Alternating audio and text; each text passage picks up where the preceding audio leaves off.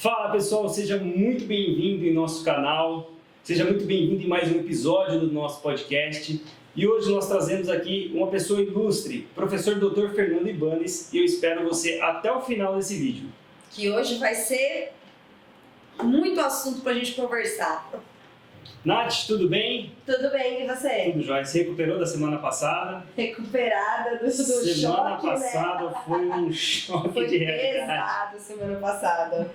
E hoje a gente está com um convidado muito ilustre, um convidado muito importante do meio veterinário, professor doutor Fernando Ibanez. Professor, seja muito bem-vindo ao nosso podcast. É uma honra ter o senhor aqui com a gente. Obrigado, Thiago, Natália. Obrigado ao podcast e o VET pela lembrança. Só tira essa parte aí da celebridade. Tem que valorizar. Balela, é balela. Tem que valorizar. Obrigado pelo convite. Espero que a gente tenha um papo legal aí, que a gente possa conversar bem. Legal mesmo. Para quem está nos assistindo pela primeira vez, este é um podcast, um canal onde a gente aborda assuntos relevantes ao mercado pet, ao empreendedorismo, ao mercado veterinário. Então aqui a gente traz histórias, todo um lifestyle voltado para o empreendedorismo dentro do mercado veterinário. Então se você se identifica, fica com a gente, já dá um like, curte e se inscreva aqui no nosso canal. E compartilha. E compartilhe, muito bem. Professor, vamos começar aqui a nossa entrevista didática. Quem é Fernando Ibanez? Porra, cara. Bom, sou eu, né? Eu sou um cara meio visionário com relação às coisas todas. E eu aplico isso na minha vida, no meu jeito, né? Todo mundo fala que eu sou meio calmo, que eu falo devagar, mas eu não sou esse Dalai Lama que parece. Eu sou médico veterinário desde 1993, já faz bastante tempo. E tudo que eu tenho, tudo que eu conquistei foi a veterinária que me deu, né? Não me deu, né? A gente trabalhou para isso. Então eu sou esse cara, eu trabalho, eu acredito nas coisas que eu quero, eu vou atrás de tudo que eu quero. Minha mulher fala que eu sou obstinado com as coisas. Hoje, que a gente tinha um monte de coisa, por exemplo, eu acordei, era 4h40, fui pedalar, voltei, já fiz 1 milhão de coisas. Tá vendo, né? Tá vendo o tanto de insight que você tá tendo. Pelo jeito, a de hoje também vai ser... Vai ficar pensando, né? 4h40, pedalei 50 km, estou aqui. E ainda tem cirurgia, tem atendimento. Para mim, não estou tocando. Então eu me considero um cara 100% quadrado. Tipo, para mim, se você me convidar para comer um churrasco, chega lá e tiver macarrão, eu vou comer. Você fala, pô, não era churrasco? Porque eu me programo para as coisas. Então acho que esse sou eu. Então não tem muito deixa a vida me levar comigo. Eu preciso saber o que vai acontecer, quanto vai custar, quanto eu vou ganhar, quando que vai ser. E beleza, a gente pode fazer qualquer coisa, mas lá a gente vê. Não, quando é lá a gente vê vai dar ruim. Para mim, eu começo a ficar ansioso, minha adrenal se multiplica, Aquela contração. isso vai ser. Então, tipo, para mim as coisas são bem programadas. Vou sair de férias, já está tudo acertado. A gente vai para esse lugar, vai chegar a tal hora, dia tal a gente vai visitar o aquário. Metódico. Total. Metódica. Total mesmo. O povo brinca que eu dobro a roupa para vocês não me roupa suja. Então esse sou eu. Por outro lado, eu acredito muito no bem. De verdade, eu não sou um cara espiritualizado, de religião, essas coisas, mas eu acho que se a gente faz coisa boa, vem coisa boa. Sim, né? sim. Ao longo desses anos todos, eu já tive muitos baixos, eu já quebrei umas 3 vezes na minha vida, tipo, de escolher o boleto que eu ia pagar. E a gente, do jeito que não tem, vem. Se você faz o bem, pratica o bem, estou sempre disposto a ajudar de verdade mesmo, não é demagogia. Então, o cara me liga, eu respondo. O cara me liga, eu atendo. Minha mulher fala, por que você vai atender esse número que você não conhece? Vai que é uma oportunidade. Né? Mas pode ser uma injeção de saco? Pode, mas a gente está aberto. Do mesmo jeito que eu estou aberto a receber uma injeção de saco, estou aberto a receber uma oportunidade. E assim as coisas aconteceram e acontecem na minha vida. Então, eu sou um cara de bem, de verdade. Eu não desejo mal para ninguém, porque eu acho que o mal corrói a gente. Estou sempre rindo, O meu despertador toca de manhã, bom dia, o sol nasceu na fazendinha. Verdade. Então eu sou um cara, feliz mesmo. Será esse é o segredo da Esse é o felicidade? segredo da felicidade? Acordar com o som da fazendinha? Não, o segredo da felicidade é você ser uma pessoa organizada, Sim. acordar com um bom dia, sol nasceu lá na fazendinha. Organizado eu não sou muito não. A gente estava comentando nos bastidores, eu esqueço de pagar todos os boletos da minha vida. Todos. É verdade. Às vezes a escola do meu filho fala, você quer mudar seu filho de escola? Não, eu esqueci de pagar, então vou pagar agora. Mas, professor, na semana passada, a nossa convidada, ela é coach e ela trabalha com a questão realmente de... Ela é nutricionista humana, mas ela é coach. E ela bateu bastante na tecla com a gente sobre organização de vida. Porque quando você tem uma organização de vida, você consegue ver o seu progresso. Por menor que seja, você consegue ver o seu progresso acontecendo. Sim. Né? Como, por exemplo, o senhor acordar às 4 da manhã, 4h30 para fazer um cardio, é um baita desafio. E quando você acorda, faz, você já cumpriu a sua primeira meta, isso já é um senso de realização. Mas tem um lema que vários coaches adotam, né? Eu já fiz vários coachings também. Eu não sou perfeito, mas eu acho que eu sou muito melhor do que eu era ontem, por exemplo. Que é, seja 1% melhor cada dia. Então, vamos fazer dieta. Pô, não vou pôr uma meta de emagrecer 50 quilos. Pô, 50 quilos é muito longe, entendeu? Mas eu posso pôr uma meta essa semana de perder 300 gramas. Porra, 300 gramas é um bom por dia. Eu não vou comer. Pronto, 300 gramas dá para fazer. Né? Então, se a gente se puser metas acessíveis, a gente fica feliz cada vez que a gente conquista alguma coisa. Porque é palpável. Exatamente. É palpável. Então, vamos emagrecer 50 quilos daqui 15 anos, mas para isso eu tenho que perder tantos gramas por dia. E isso é muito fácil. Né? Então, a gente facilitando as coisas vai muito de boa. Às vezes eu dou aula de motivação, de vez em quando eu faço umas coisas fora da veterinária. E eu sempre falo, gente, o plano ele começa de trás para frente. Então, quero morar lá. Bom, se for morar lá, preciso de um terreno lá. Quanto custa um terreno lá? Quanto grana eu ganho por mês? Quanto eu consigo guardar por mês? É daqui 20 anos. Bom, mas se você nunca subir um degrau, você nunca vai chegar lá. Então, é assim que a vida funciona. Sim. Mas eu não sou essa organização toda, não. Ele é metódico, mas não organizado. Isso é marketing. Isso é só organizado assim, não. Professor, e qual a sua história na veterinária? Cara, a minha história na veterinária é engraçada. Eu gosto de contar isso porque eu sou 100% caipira, total caipira. Eu nasci em Campinas, que é uma cidade do interior de São Paulo, e minha vida foi assim, tipo, no sítio, no meio dos bichos. E a minha vida toda, isso tomara que os ouvintes não escutem, a minha vida toda eu estudei para passar. Tipo, a média era 5, eu estudava para tirar 5. Quanto falta para passar? Meio ponto. Acertou a data, dá meio ponto? Dá. Você botava a data e ia embora.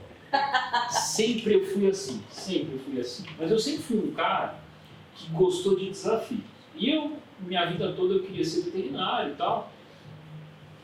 Eu acho que não é porque eu gosto de bicho. Hoje, depois de 30 anos de formado, eu sei que eu gosto de gente.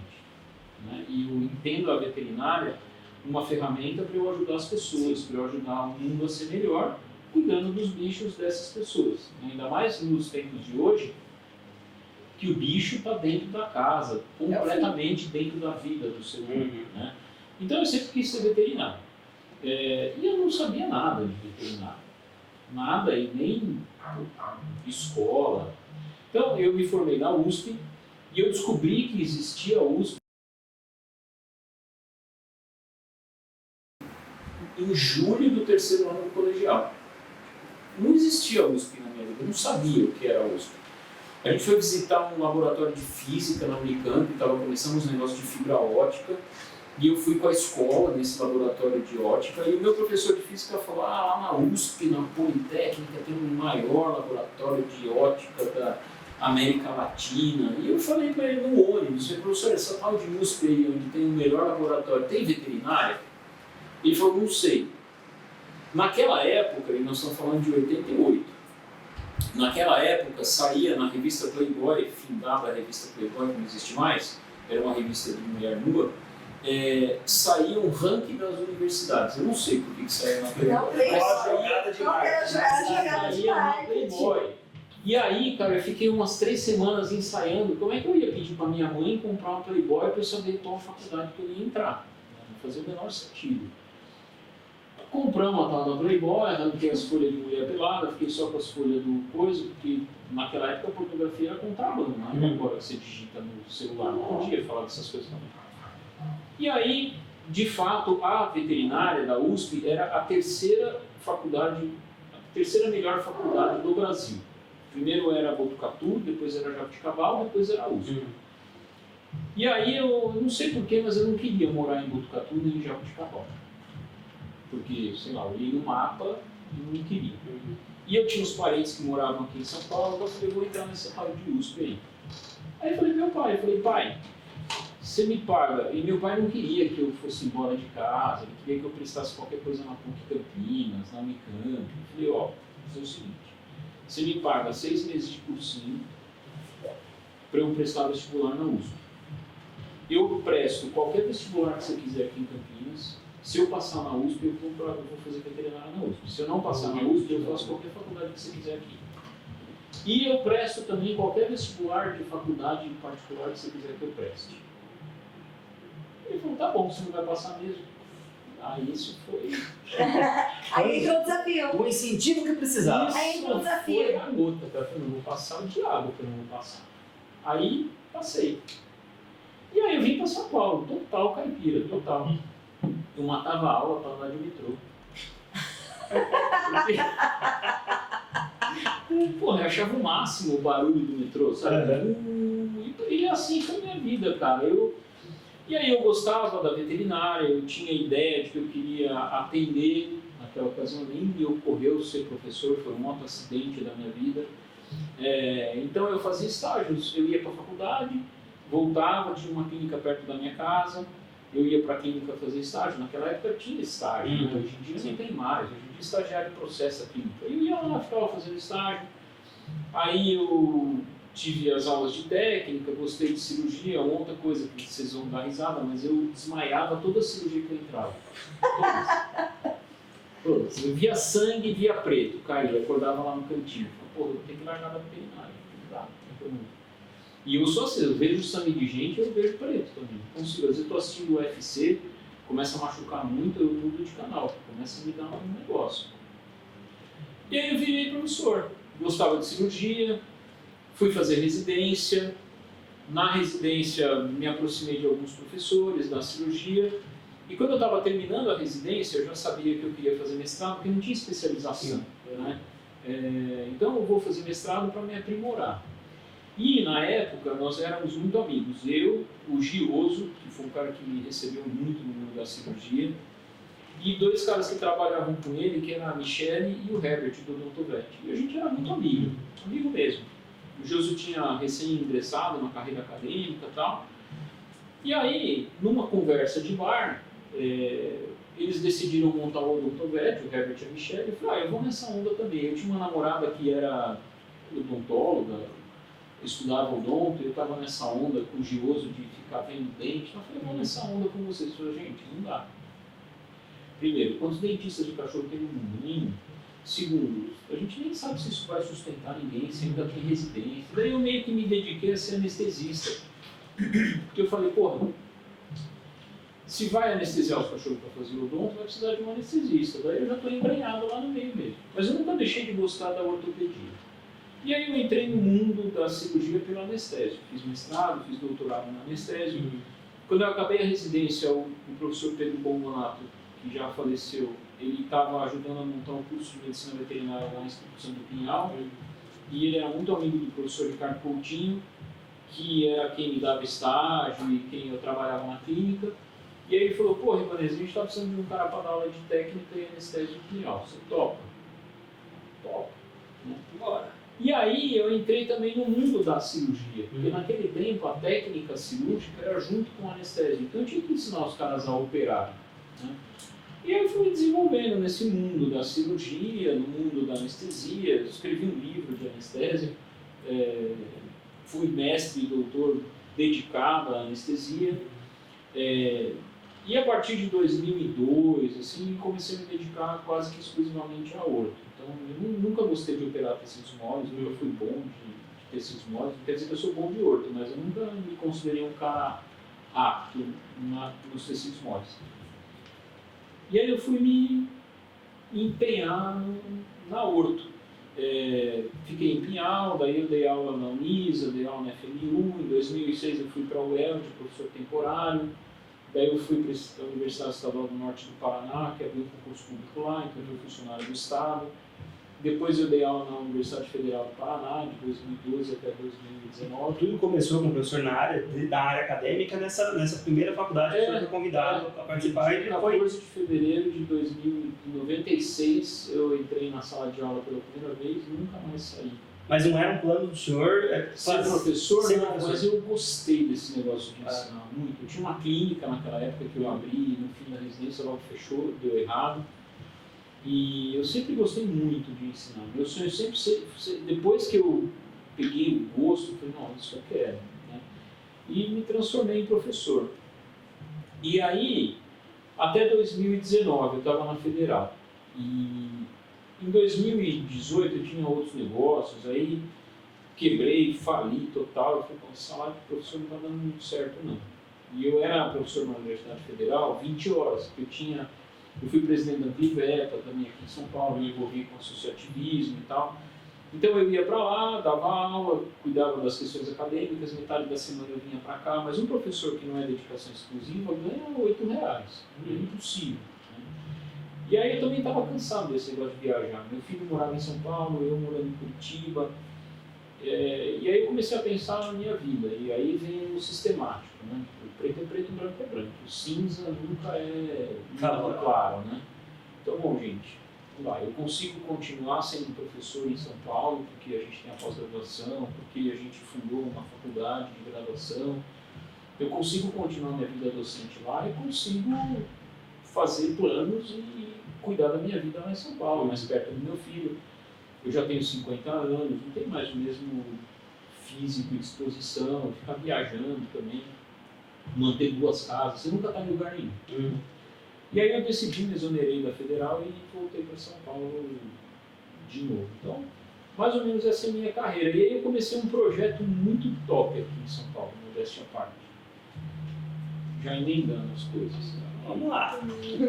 Toda a minha vida eu fiquei pensando assim, pô, eu sou cirurgião, eu sou anestesista, eu sou clínico, eu sou radiologista, você é anestesista, né?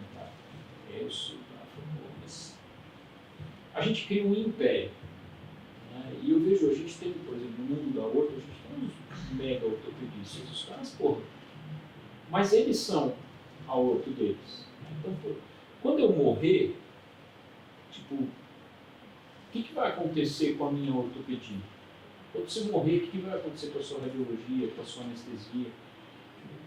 Então eu quero montar uma empresa de ortopedia que me sustente, que faça com que a ortopedia seja notória, né? E que não dependa de mim.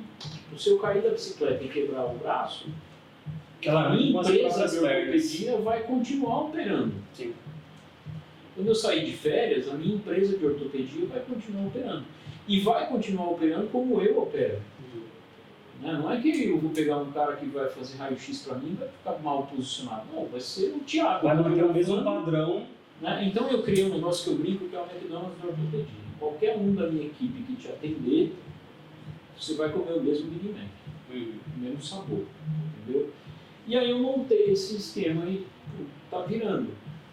Já tem 4 anos que a gente está nesse sistema. E eu estou conseguindo transformar a minha ortopedia numa empresa de ortopedia. Treinei vários veterinários que hoje trabalham comigo. A gente faz igual uma empresa mesmo, faz vários treinamentos. A abordagem é essa, quando a gente atender um canos clássico é assim, quando a gente atender um cotovelo é assim. Esse é o nosso protocolo. Ah, não quero, então quero trabalhar por sua conta. Aqui a música que toca é essa. E estou muito feliz, porque está virando. Estou muito satisfeito, eu continuo fazendo o que eu gosto, continuo ensinando, não só no mundo acadêmico, na pós-graduação, na graduação, mas estou ensinando os meus meninos dentro Sim. da empresa, né? E coisas que a gente talvez não consiga ensinar na graduação, né? De propósito, de planejamento, de objetivo. Então eu sou meio paizão deles lá, porque todo mundo é novo, jovem. O senhor sabe que essa foi a proposta principal da gente montar esse podcast, porque, falo por mim, eu acredito que a Natália também, e qual veterinário que ainda quem não passou por isso vai passar, que é quando sai no mercado para trabalhar, não sabe gerir uma clínica, porque a gente não aprende o que é, como contratar o funcionário, como manter esse funcionário dentro da legalizado, como pagar um fornecedor. Exatamente. A gente não tem nenhuma dessa noção. E eu vou mais além, Thiago, eu vejo, e eu estou vivendo isso. Hoje, sei lá, a gente opera todos os dias da semana. Tá. Eu opero 2. Porque, primeiro, a minha ideia é um dia me aposentar, de verdade. Não me aposentar de vestir uma pantufa, uma calça de flanela e ficar em casa. Mas, cara, você não tem mais o mesmo vigor que você tinha 10 anos atrás. Né? Eu não tenho o mesmo vigor que eu tinha 20 anos atrás. Né? Então, e a minha ideia é que a gente, quando a gente morrer, a gente vai virar comida de minhoca. Não adianta eu ficar acumulando riqueza, acumulando tudo, se eu não for desfrutar disso um dia. Entendeu? Então eu quero sair para comer bem, eu quero poder pedalar de manhã. E a minha empresa tem que me sustentar de fazer isso. E tem que sustentar os meus meninos, porque se eles não forem felizes na minha empresa, monetariamente falando, eles vão embora. Né?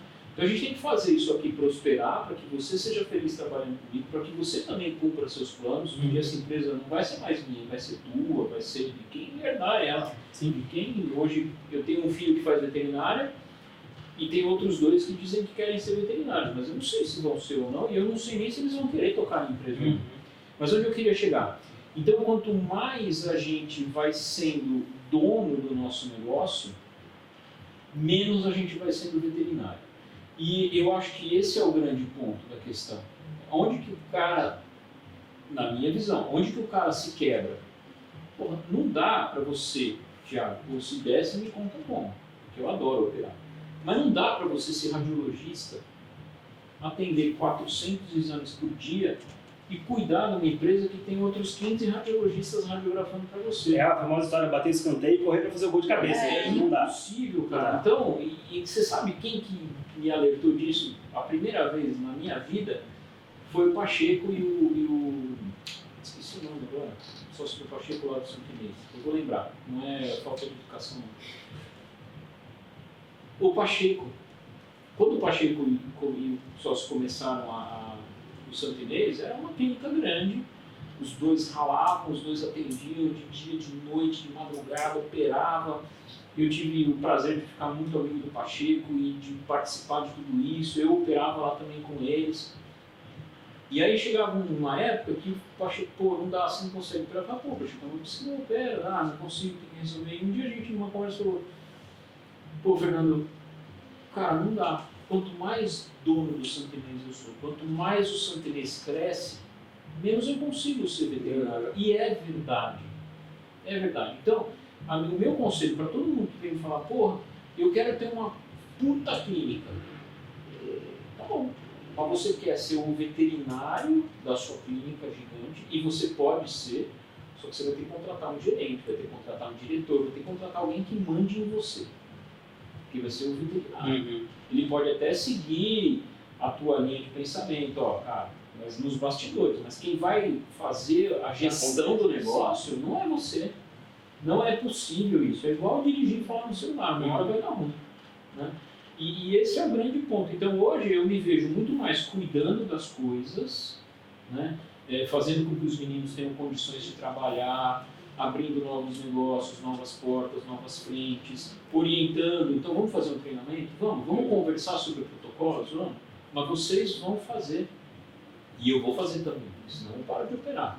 Mas hoje eu opero muito mais porque eu gosto do que porque eu preciso. Porque enquanto eu preciso operar, eu não consigo transformar o meu negócio num negócio. Sim. E já aproveitando, professor, nessa mesma linha de pensamento, o senhor falou de equipe. E eu acho que isso é uma das grandes dificuldades que nós temos hoje dentro de um estabelecimento do business veterinário, que é você formar a equipe que realmente vista a camisa. Mão de obra. E falando da metodologia do McDonald's, que você não assistiu, até interessante, tem no Netflix, né? Que ele fez sucesso justamente, além de todo o cambalacho que aconteceu ali, da metodologia que eles utilizam, da sistematização do processo. E formar a equipe hoje é muito complicado. Eu acho que não hoje, né? Sempre foi. Sempre foi. Ter um time que deu sangue por algo que não é dele é muito difícil. Então, eu penso que o primeiro passo para a sua equipe ser sua é ela se sentir pertencendo a esse negócio. Entendeu? Então, na minha opinião, descentralizar a coisa. Então, por exemplo, quando a gente começou com a minha empresa, eu cuidava de tudo. Eu contratava o Thiago, eu contratava a Natália, eu falava, Thiago, ó, vai ser assim, a escala vai ser essa, vai ser assim. Né? Ah, por quê? Porque eu quero. Bom, porque eu quero. A empresa é minha, o negócio é meu, eu quero assim, quer, não quer, vai ter quem queira. Mas tem no Brasil, ele tem, né? E aí a gente, obviamente, foi crescendo, a gente veio trazendo mais gente, e aí o que eu comecei a fazer? Eu elegi um cara do meu time e falei, ó, agora você é o cara da equipe, eu vou te obedecer. Entendeu? Então você vai falar o dia que eu vou operar, aonde eu vou operar, óbvio que a gente vai ter que entrar num acordo, porque hoje eu estou dando aula, amanhã eu tenho uma prova, não sei onde que eu não vou operar. Mas você vai ser o cara, você é o gerente do time, você que vai dar o norte, você atribui uma responsabilidade, você sabe quem eu sou, e mais do que atribuir uma responsabilidade, os meninos eles começam a ver, pô, não é o Fernando que está me dizendo, é o Thiago.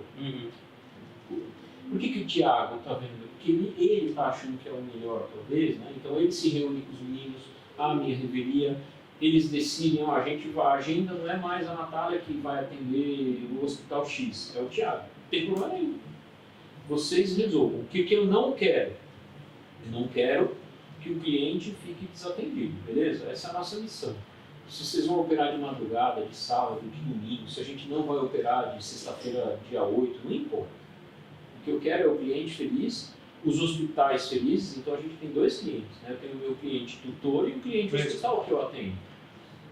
Se vocês atingirem isso, para mim, do jeito que vocês montarem, tá bom. Só me fala o dia que eu vou atender, aonde eu vou atender e pronto. Né? E isso faz com que, primeiro, eles não são mandados, entre aspas, pelo dono da empresa, que sou eu.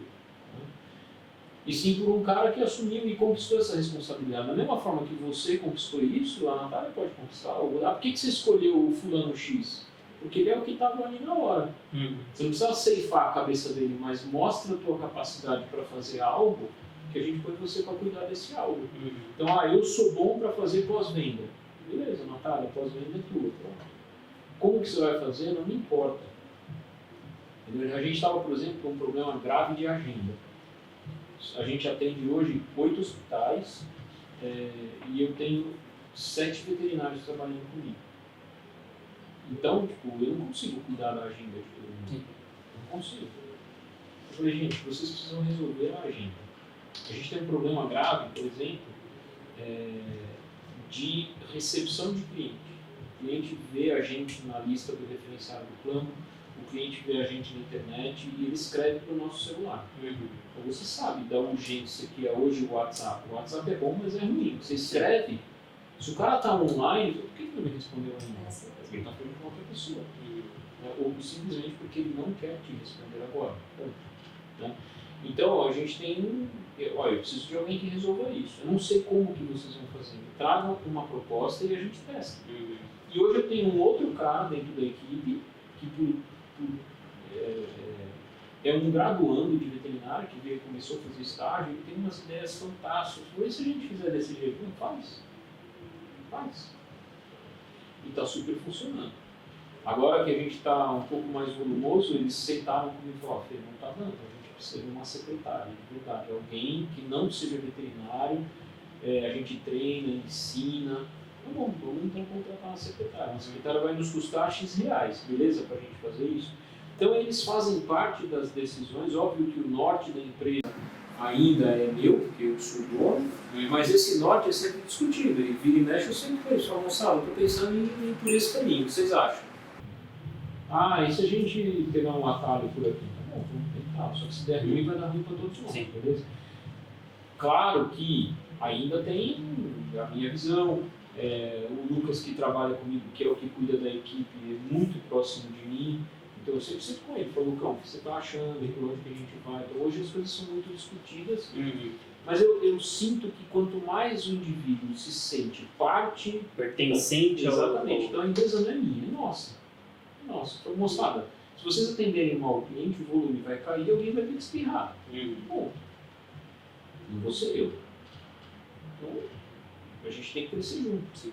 E eu deixo muito claro para eles, moçada, hoje eu ainda estou falando, mas daqui a um tempo, vocês cuidam do negócio. Vocês já vão estar tão dentro da coisa, vocês não precisam mais de mim. E esse é o ponto, é aí que eu quero chegar. Então, façam e pronto. É o cara ser dentro. Agora, é até estranho falar isso, né? Eu não me sinto velho, mas o meu jeito de enxergar as coisas é muito diferente do jeito do cara que está na boca do mercado hoje, de enxergar as coisas. Muito diferente, muito diferente. E eu falo para os meus filhos. Hoje o mundo é muito imediatista, tudo é imediato. Sim. Né? Porque a tecnologia proporcionou isso. Então, quando eu fui fazer estágio na Espanha, em 1994, cara, a tecnologia era um fax. De verdade, eu tive que pedir no escritório lá no meu prédio para usar o fax, para mandar um fax para eles. Eu mandei uma carta para a faculdade respondeu. Se tem uma dúvida, você tem que mandar outra carta. Ou seja, hoje em dia não. Hoje em dia você manda um WhatsApp para alguém e espera que o cara responda. Então, está tudo tão fácil e tão prático que as pessoas não estão acostumadas a se frustrarem. Sim. Né? E a gente mesmo, na criação dos nossos filhos, por uma questão nossa mesmo de medo, de insegurança, da violência, a gente os protege tanto que eles não têm nenhum perigo. E aí o cara cai para vir trabalhar esperando que não vai ter nenhum perrengue. Exatamente. Entendeu? E pô, o que mais tem no dia a dia é perrengue. É perrengue. Entendeu? Quem emprego, mas trabalho não. Mas eu nem culparia eles, eu nem culparia quem emprego, mas não quer trabalho. É porque o cara não foi criado assim. Sim, não tem a... É assim, você olha pro jovem ali de 20 anos, 19, 20 anos, que é o que vem de estágio, né? Aí ele acorda, vai pro estágio, entra às 9 no estágio, sai às 3 da tarde. Aí às vezes a gente fala assim, nossa, eu tô muito cansada. Aí você olha pra cara da pessoa assim, como assim você tá cansada? Né? Eu falei, eu acordo às vezes 4 da manhã, trabalho até segunda-feira. Eu acordei 4 da manhã, era 10 horas da noite, tava chegando em casa do último atendimento. Exatamente. Sim. Pra no outro dia, 6 da manhã, 7 da manhã, tá acordada de novo. Aí você fala assim, nossa, tá cansado. Mas é o que eu não vai tô acontecer. acostumada. Eu acho que a adaptação tem que ser nossa, dos mais velhos. Né? Porque o mundo ele não vai ficar de novo mais difícil. Ele vai ficar difícil dentro das suas proporções, mas tipo, quem tinha que esperar pelas coisas éramos nós. Então a gente tem que se adaptar ao imediatismo, porque o mundo evoluiu dessa forma. Né? Então a gente é o atrasado. E aí a gente tem que se adaptar. Para mim é muito difícil, muito difícil. Eu vejo o conflito de gerações hoje ocorrendo num intervalo pequeno de tempo. Eu tenho um filho de 20 anos e um filho de 13, por exemplo. São completamente diferentes, né? Nas exigências, né? Nas expectativas deles. E que são diametralmente diferentes das minhas. Não dá. Eu pego um cara de 50 anos conversando com um cara de 20, E essa diferença deles, assim, é melhor pro de 13 ou pro de 20? É diferente. Pra gente já imaginar o que espera a gente. Melhor, mas, por exemplo, o meu filho de 13 anos, a gente treina Pilates junto. Então, sei lá, o de 20, ele não achou a meia de Pilates, ele vai no cesto de roupa suja, ele vai no cesto de roupa para passar, ele vai no varal, porque eventualmente a meia pode estar lá. Ou ele não vai no Pilates porque não tem meia. Bom, O meu filho de 13 falou, pai, minha meia não está aqui. Ela tinha que estar na minha gaveta. Eu falei, bom filho, mas a sua meia não está aqui por quê? Ah, porque eu pus para lavar. Você pôs para lavar no cesto de roupa suja ou você pôs para lavar tipo, em algum lugar? Né? Então eles não têm iniciativa, proatividade. Não tem. Né? E isso vai ser cada vez mais, porque eles estão acostumados. Hoje, mexendo no indicador, você consegue tudo na sua vida. Você consegue dar iFood, você consegue dinheiro, você consegue ligar para alguém, você consegue pedir ajuda. Sim. Quando eu conto para os meninos que a gente tinha que levantar para abaixar o volume da televisão, pô.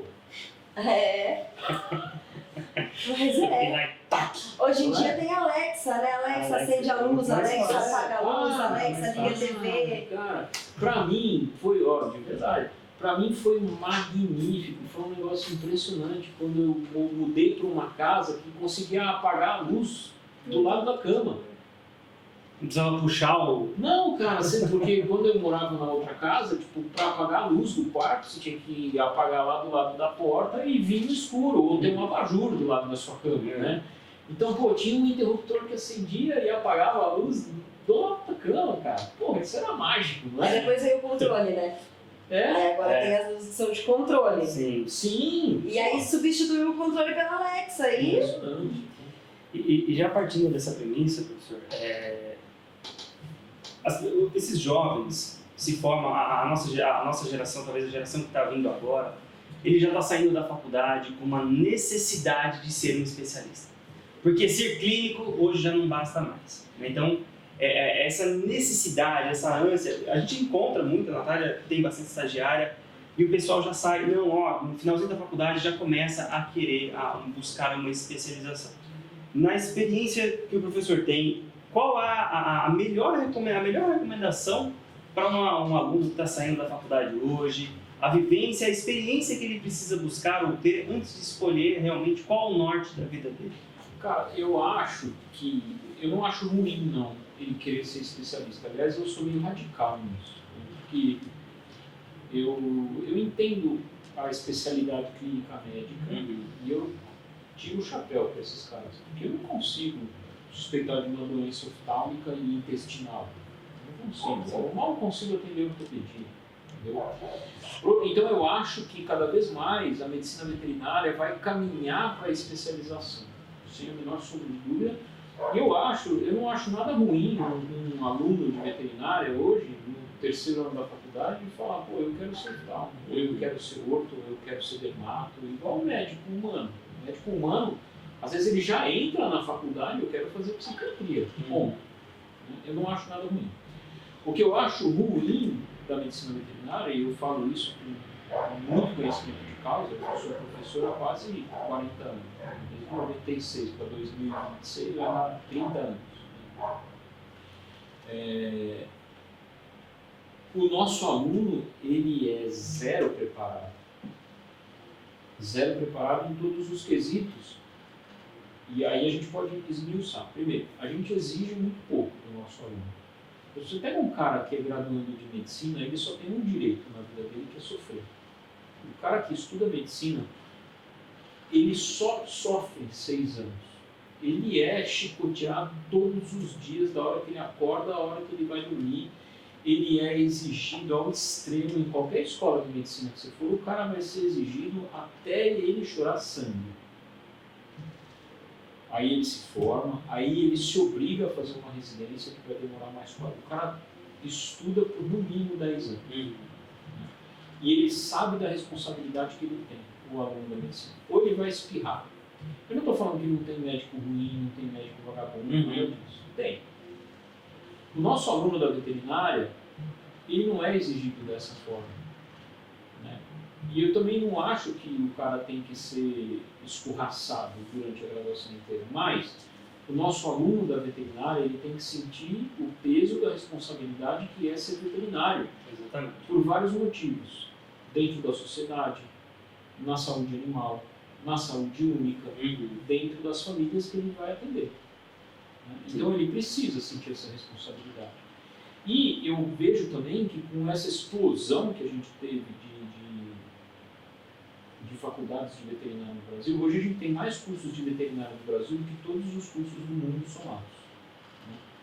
A gente não conseguiu formar professores para botar nesse mundo todo de faculdade. O cara pode ser muito bom no que ele ensina, mas falta cancha, falta experiência de vida. Eu costumo dizer que o professor hoje, ele não é um transmissor de conhecimento.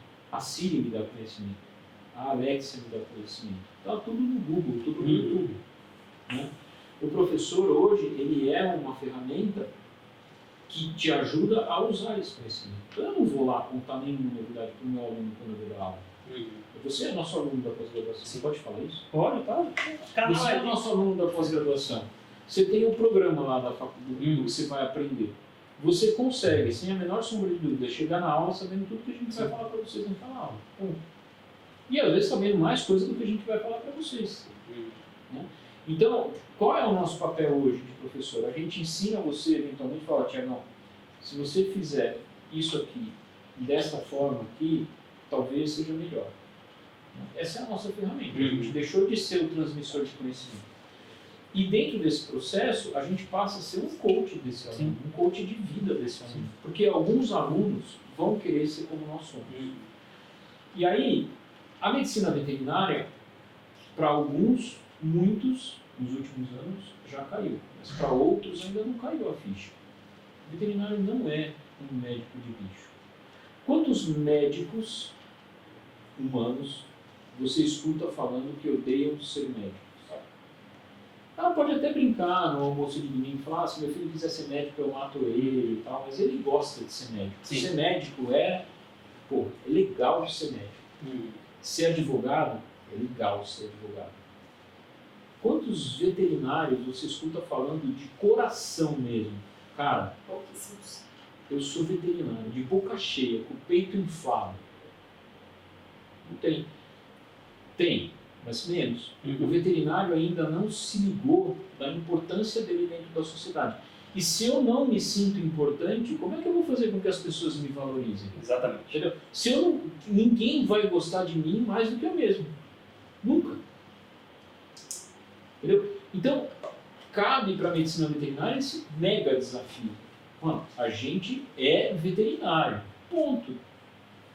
E a minha família e eu tenho que ter orgulho de ser veterinário, assim como a família e o engenheiro tem orgulho de ser engenheiro, de ser advogado, de ser terapeuta ocupacional.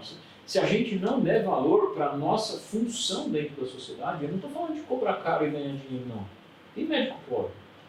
Mas o cara é médico pobre com orgulho de ser médico. Então a gente tem que ser veterinário com orgulho de ser veterinário. A gente tem que transmitir essa importância para o cara que está se formando. Entendeu? E aí ele vai querer sair do estágio às 5h30 porque você ainda precisa de ajuda. Sim. Porque ele ainda tem uma consulta para atender. Porque ele ainda pode aprender alguma coisa, porque para ele é importante. Então, ser um especialista eu acho que é inevitável. Né? E eu acho bom. Porque ele vai começar a se dedicar e ele vai ser o melhor daquele negócio. Não dá mais para a gente assobiar e chupar cana. Porra, hoje em dia, fazer o diagnóstico, os métodos, é muita coisa. Eu não sei fazer isso. O cachorro chega... O meu cachorro fica doente, eu mando no veterinário. É verdade, gente. A gente é advogado nessas horas. É verdade, pô. A minha mulher fala, o cachorro tá com diarreia. Eu falo, tá mancando? Não, então vai pro veterinário. Porque eu não sei mais. Pô, antigamente a gente passava um vermelho, a gente era muito superficial. Sim. Hoje não. A veterinária ela mudou para melhor, isso é fato. Hoje a gente tem, antigamente, até mesmo assim, na época do senhor, eu falando como radiologista, o veterinário sabia interpretar um raio-x. Sim. De modo moderado, mas ele sabia. Por quê? Era a única ferramenta que às vezes tinha num raio de 100 km, no hospital tal tem. E fazia ele na hora, né? Eu trabalhei numa clínica no interior de São Paulo, foi meu primeiro emprego, assim. Eu entrei lá como estagiária, fui embora lá pra Paulínia, calcei as caras e fui embora, né? E a gente fazia ali na hora. Chegava um animal, tá mancando. Ali, o próprio veterinário, ali na rotina, não tinha o ortopedista pra chamar, o radiologista pra chamar. Posicionava, ia naquela salinha escura, Sim. revelar. Colocava, Revelava revelava nos se intoxicava. diluentes, colocava primeiro num, contava segundos, escolhia, Manchava tudo. aí tirava e pronto, saía lá a imagem, vamos olhar. Já foi daí que começou a surgir os primeiros alcoólicos anônimos, você já ficava meio viciado. Então, na veterinária, o senhor entende que ela é vocação ou ela se tornou mais um business hoje? Eu acho que toda carreira é vocação, né? E daí eu vejo o que o Steve Jobs falava, tudo que a gente fizer com gosto vai nos dar prazer. Uhum. Se você odeia pedalar e eu falar para você ficar em forma, você vai ter que pedalar, você vai largar o treino logo. Você não gosta de fazer isso. Gostar do processo. Você tem que Gostar gostar do negócio. Né? E ser veterinário é a mesma coisa. Pô, eu adoro veterinário, mas eu odeio falar com gente. Talvez você não consiga. Isso me deixou bastante tocado, digamos assim, porque é muito difícil hoje, é quase impossível você ouvir uma pessoa falando por que você escolheu veterinário? Porque eu gosto de bicho. Só que o bicho, ele talvez é um instrumento para você, às vezes, tratar, na grande maioria, o ser humano que está por trás dele. Eu acho que a pessoa diz que gosta de bicho porque é a resposta mais óbvia, né? E daí eu sempre brinco, falo, então por que o urologista escolheu ser urologista? O pior, por que o proctologista escolheu ser proctologista? Não é possível. Tudo bem que ele gosta e tal, mas, pô, tantos assim no mundo tem essa bizarrice, então não é.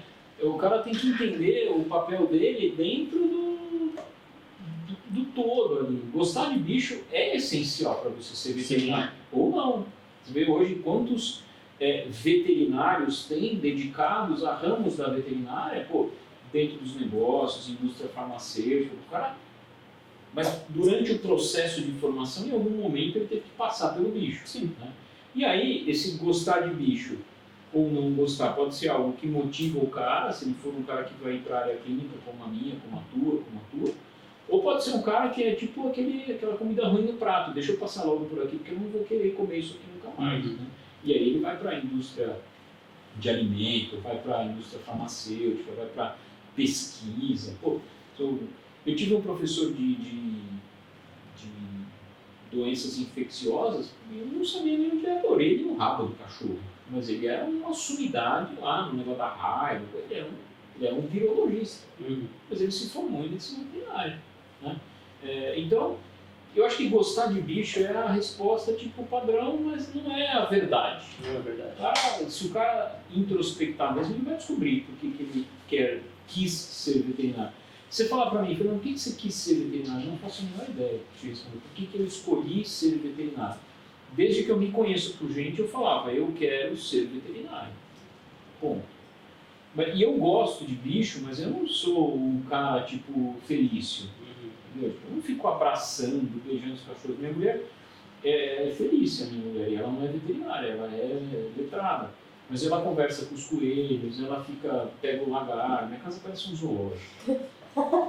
Pega o lagarto, beija o cachorro, tem um cachorro que dorme na cama com a gente, entendeu? Tipo, o meu cachorro do coração, eu gosto dele, brinco e tal, tipo, ele dorme no tapete dele lá, né? Então eu gosto de bicho, mas não fico lambendo os bichos, né? Então, tem que gostar de bicho para ser veterinário. Em algum momento você vai ter que lidar com o bicho para ser veterinário. É igual, eu vou ser engenheiro, em algum momento você vai ter que fazer conta. Bom, eu quero ser advogado, em algum momento você vai ter que ler muito para ser advogado, você vai ter que treinar, escrever para ser advogado. Então são ossos do ofício que a gente escolheu, literalmente. Né? Mas gostar de bicho não pode ser a ferramenta. Eu sou advogado porque eu gosto de escrever. Não, você vai escrever um livro, vai ser advogado. Vai ser escritor, né? Exatamente. Gosta de bicho, tanto assim que montam,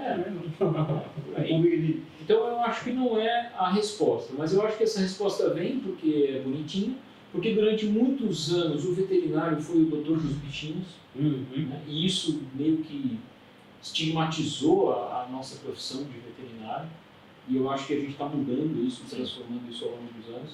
E quando a gente deixar de ser o doutor dos bichinhos, a gente vai entender qual é de fato o nosso papel dentro da sociedade. Porque na realidade a gente hoje quando perguntam assim, você trabalha com o quê? O que você é? Sou veterinária? Ai, que lindo! Você cuida de bichinho, você atende cachorrinho o dia inteiro.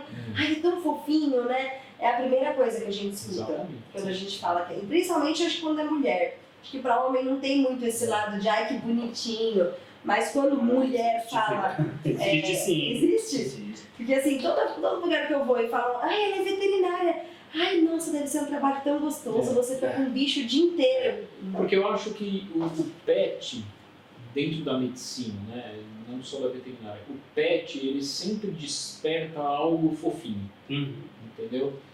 E a medicina não tem esse negócio do fofinho, porque o médico sempre trata de algo que é extremamente desagradável, que é o doente, entendeu? Eu vejo esse negócio do fofinho, por exemplo, o cara que é educador físico. Pô, o que você estudar? Eu estudo educação física. Pô, que legal, você pensa num cara sempre com coisa positiva, sempre tem alguém malhando, sempre tem alguém melhorando, superando seus limites. Você não pensa no educador físico e fala, puta, ele é o Satanás que vai fazer eu suar. Não, né? Você pensa em algo bom.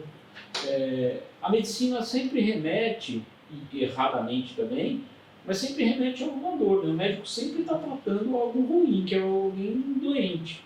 Então você não vai... O cara podia falar de um pediatra, pô, que legal, você está sempre no meio de criança, não sei o quê. Podia ver o lado contrário. Igual a xícara pela metade, ela pode estar meio vazia, mas ela pode estar meio cheia. É que a medicina sempre, a doença sempre nos traz algo ruim. E o pet não. Você pensa em pet e pensa em cachorro. Né? Apesar de a gente ter vários pets exóticos crescendo aí no mundo, você não pensa numa cobra de pet. Pensa num cachorrinho que está te esperando. Ou o gato que vem roçar na sua perna, então sempre remete a algo fofinho. Talvez por isso as pessoas falam, que legal. Mas isso está mudando, está mudando porque os próprios veterinários estão mudando. Sim. Hoje a gente vê exames que nem eu estava falando no passado, não tinha. São exames avançados que às vezes um mero curso de especialização não é suficiente para você. E se você vai fora do Brasil, é ainda melhor, é ainda mais avançado. Então eu acho que em breve, em curto espaço de poucos anos, a gente vai ter um ortopedista especialista em joelho. Especialistas em quadril, como é a medicina humana. Eu vislumbro isso, não vai ser tarde não. E eu acho que é isso que está faltando.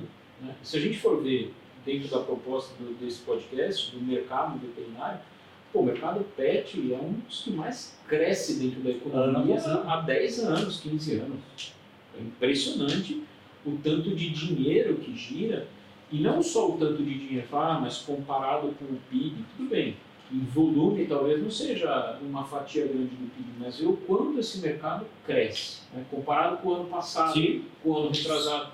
Então, eu vejo isso, eu vejo o tanto que a indústria investe em pesquisa, investe em inovação, e esse é o lado bom do jovem de hoje. O jovem de hoje não se contenta. Ele é um cara acomodado para algumas coisas, mas ele é muito desacomodado para outras. O cara, ele tem a ambição de viver bem. Então, o cara que cai no mercado de trabalho, ele não vai se contentar em trocar o iPhone 14 que o pai dele deu para ele de presente de formatura por um pocket phone que só faz chamada e não manda foto. Né? Para ele conquistar esses anseios dele, em algum momento ele vai ter que falar, mano, eu tenho que dar um gás aqui. Tem que inovar. Eu tenho que estudar, eu tenho que ser o melhor, eu tenho que derrubar 400 que estão na minha frente, no bom sentido, né? Sim. Então, essa ambição do sucesso e a inquietude pelo insucesso, porque o cara não aceita não hoje. A gente, quando o primeiro cara que me deu emprego falou, tá aqui o seu salário, um monte de cheque de cliente, falou, mas se voltar, o problema é seu. Então a gente se contentava com isso. Hoje, se eu pagar um veterinário meu com um cheque de cliente, ele me dá um tapa na cara, você está louco? Primeiro ele pergunta, o que é isso? Cheque. Não, é isso. Mas se eu falar para ele, você recebe do Thiago? Não, eu trabalho para você, não trabalho para o Thiago. Entendeu? Então hoje, essa inquietude do não aceitar ou não é muito legal, porque o cara está sempre buscando. Sempre atrás. E isso vai fazer a gente evoluir num grau. Vai agregando cada vez mais coisas novas. Eu antevejo que os próximos 10 anos vão ser tipo o que aconteceu nos anos 80, sabe? 90, de evolução. Agora com essa tal do 5G aí, o que vai acontecer no mundo vai ser revolucionário. E são coisas que a gente nem sabe como vai ser. Nem sabe. ideia. De verdade. Eu acho que daqui uns anos vai olhar umas coisas e falar, meu, como que a gente usava isso desse jeito, fazia desse jeito, né? Então, meu filho fala, quando eu tirar a carta, eu falo, filho, esse meu de 13, eu falo, filho, eu acho que você não vai tirar a carta. Não porque eu não quero que você tire carta, né? Mas porque talvez o mundo não precise mais que você tire carta. Porque pô, o trânsito vai estar tão caótico. Eu não sei se daqui 10 anos, quando você tiver 20 anos, a gente não vai estar voando. Com coisas que a tecnologia vai fazer por nós que a gente ainda desconhece. O que vai fazer? Já fez, né? Pô, A gente pega um curto espaço, pra mim é um curto espaço de tempo. Hoje eu tô com 33, e aí coloca pouco tempo atrás, internet era só discada, com o discador do IG, não, para. e hoje fazer aquela barulheira, só podia usar depois da meia-noite, porque era um pulso só, né? Enciclopédia, eu fazia trabalho de escola. Eu tenho 30, olha a diferença aqui, 3 anos faz. 3 anos, tá vendo, ó? E aí fazia trabalho de escola. Enciclopédia Barça. Barça era o sonho de qualquer moleque na escola. E era folha ao laço, escrito à mão. Hoje a gente vê, os adolescentes hoje não sabem escrever. Eu estava assistindo uma reportagem falando de entrevista de emprego, né? Porque tem emprego no mercado, tem vagas para serem ocupadas, mas não tem mão de obra. Né? E aí a pessoa estava falando que ela faz as entrevistas e tem as provas, né, para entrar na empresa, e 90% das pessoas não sabem escrever. Ó, a gente, só para ilustrar isso, a gente abriu uma vaga de secretária na empresa, selecionamos 15 candidatos, né, não necessariamente candidatas, pode ser homem também. E aí, bom, beleza, esse cara tem nível superior, blá blá blá, se encaixa dentro do perfil que a gente propôs para ser secretário da empresa. O próximo passo eram esses 15 candidatos mandarem um texto de até 40 linhas sobre eles. Só 3 mandaram. Só 3. Você fala pro cara, primeiro, escreva sobre você. Como assim escrever sobre mim? Quem sou eu, Né? Por que você quer trabalhar com a gente? O que você espera? Você espera ganhar o salário que eu vou te pagar? Então eu não quero você, porque eu não vou te pagar esse muito dinheiro, porque eu não tenho também. Mas você não pode esperar que eu te pague esse salário. Você tem que esperar algo maior. É o que eu quero. Eu quero que quem está trabalhando comigo, porra, sonhe lá na frente, não sonhe agora. E escreva isso, pode digitar, precisa ser num papel. O cara não responde. Foi bonzinho, ele falou que pode digitar tem corretor automático, manda um e-mail. Tem tudo isso. Só 3 mandaram de 15. Pois é. Bom, acho que nosso bate-papo foi muito legal. Pô, obrigado. Muito obrigado. Eu acho que eu falei demais. Bater um papo, trazer nada mais gostoso de sentir que a gente não está só. Não estamos. Não está só no sentido de, poxa, ele também passou por isso, ela também passou por isso. Os mesmos percalços que ela passou, ou que acontece comigo, vai acontecer com outra pessoa. Talvez esse não seja o caminho que eu quero para minha vida, ou talvez, bom, eu estou fazendo algo errado e eu preciso mudar o curso, eu preciso explorar mais. Então esse é o nosso intuito. Cara, e eu tenho, de mensagem final, eu penso 2 coisas. Primeiro, errar é perfeitamente factível em qualquer tempo. Eu não sei quando que eu vou morrer. Se eu decidir agora que eu quero ser arquiteto, provavelmente não vai acontecer. Mas se eu decidir agora que eu quero ser arquiteto, cara, e se você morrer, você já tem 50 anos? Eu ia morrer sendo veterinário também. Né? Esse é um ponto. Então, mudar de caminho é factível para qualquer um. Eu escolhi errado. Não, escolhe certo agora. Escolhi errado de novo. Não, escolhi errado de novo. Agora, a gente também tem que arcar com as nossas consequências, não no sentido punitivo, né? Bom, seu pai, de repente, não vai estar vivo para te sustentar a vida inteira, mas se ele deixar uma herança que permite que você erre 400 vezes, vai errando, pô. Quando você puder errar, erra. Né? A gente tem que viver. E outra coisa que eu sempre falo, cara, o mundo é bom e tem que ser bom. Né? Se a gente A gente só reclama, a gente fala mal do jovem, a gente fala mal do calor, a gente fala mal do trânsito, mas, cara, a gente tá aqui.